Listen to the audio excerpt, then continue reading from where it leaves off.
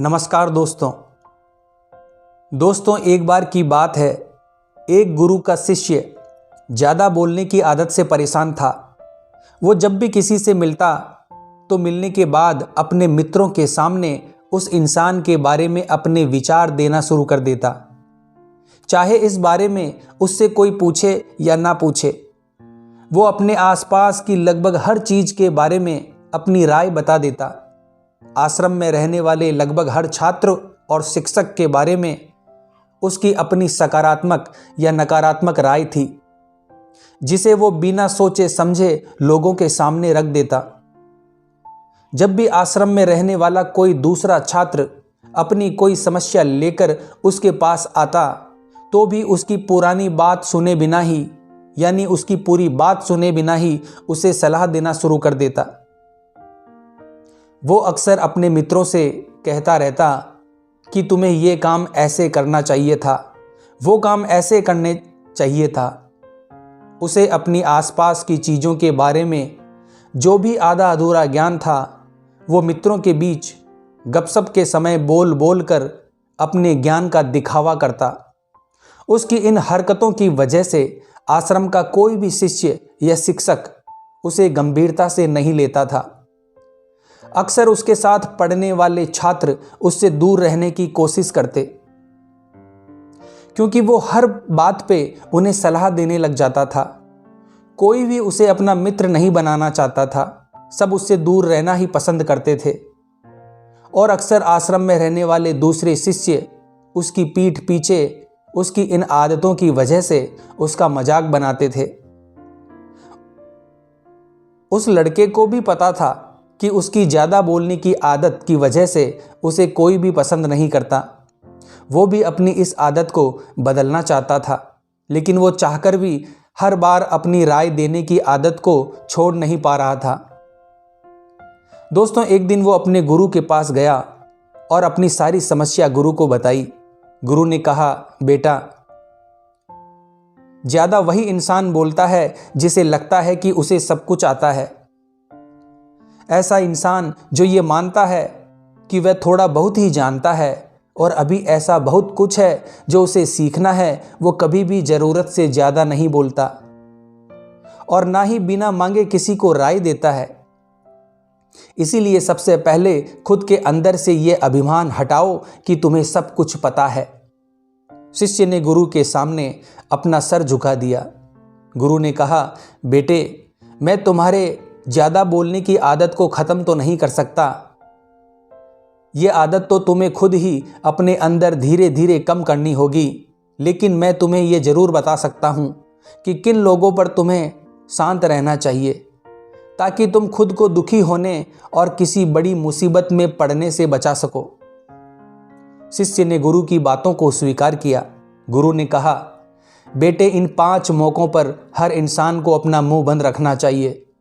अक्सर हम लोगों को अपने दुख, अपनी परेशानियां बताना शुरू कर देते हैं, जबकि हमारे आसपास रहने वाले ज़्यादातर लोगों को इससे कोई मतलब नहीं है कि हमारे जीवन में क्या चल रहा है। इंसान को केवल खुद से मतलब होता है। हर इंसान केवल खुद के बारे में बात करना चाहता है। उन्हें हमारे जीवन की परेशानियों से कोई मतलब नहीं होता और ना ही वो इसके बारे में सुनना चाहते हैं।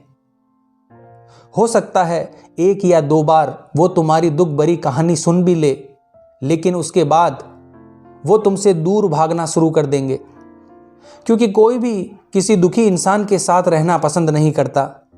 इसीलिए कभी भी अपने कुछ करीबी मित्रों और परिवार वालों को छोड़कर ऐसे इंसान को अपनी परेशानी ना बताएं जो तुम्हारी परेशानी को समझने की बजाय उसका मजाक बनाए। जब तुम्हें ये ना पता हो कि किसी विशेष मौके पर क्या बोलना है, या फिर तुम्हें किसी विशेष घटना के बारे में आधा अधूरा ही ज्ञान हो, तो ऐसे मौक़ों पर भी तुम्हें चुप रहना चाहिए।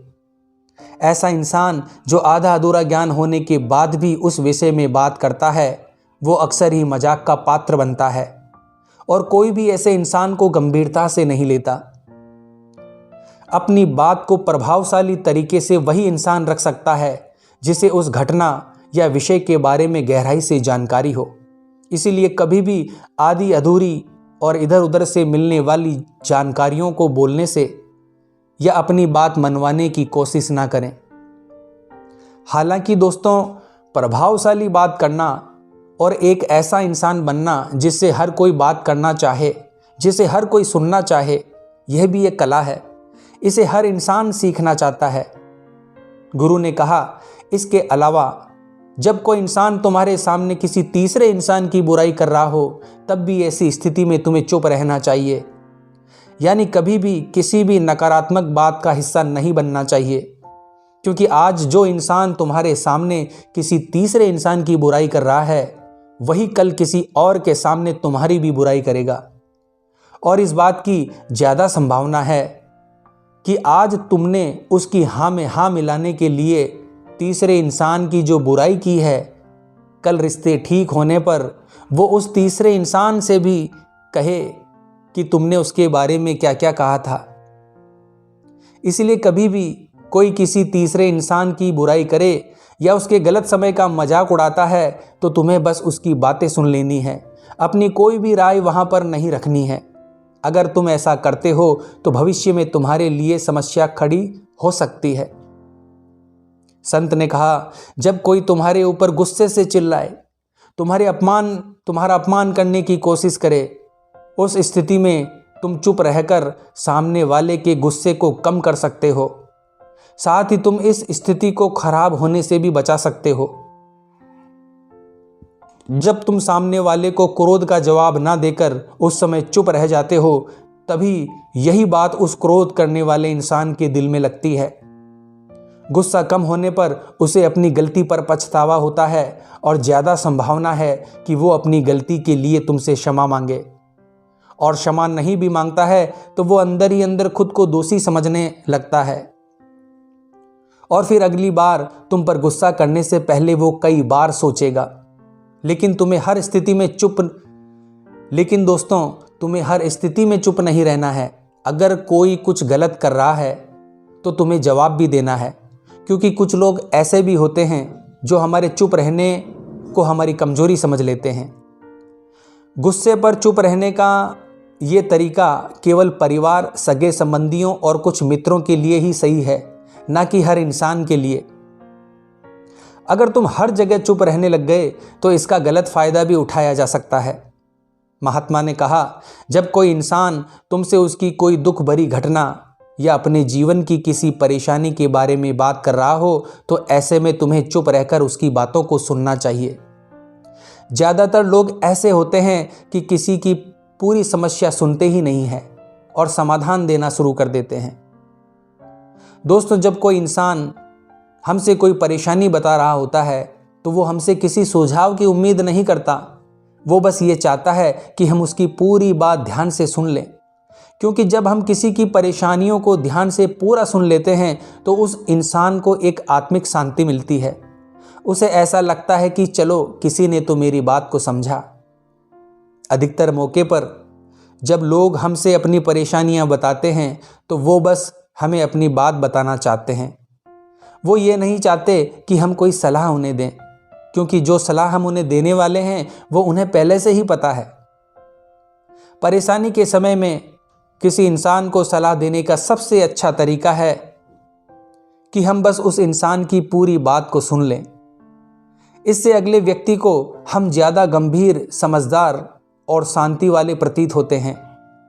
इसीलिए अब अगली बार जब कोई तुम्हें अपनी परेशानी बताए तो बस उनकी बातों को ध्यान से सुन लेना, और जब तक वो तुमसे सलाह ना मांगे तब तक उन्हें किसी भी प्रकार की सलाह मत देना।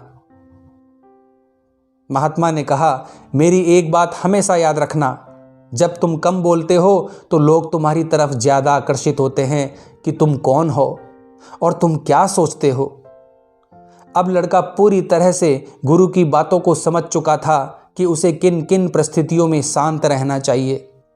उसने ये भी जान लिया था कि कम बोलकर ही आश्रम में अपनी प्रतिष्ठा को वापस पाया जा सकता है। उसने गुरुजी को धन्यवाद किया और वहाँ से चला गया। जय हिंद, जय भारत।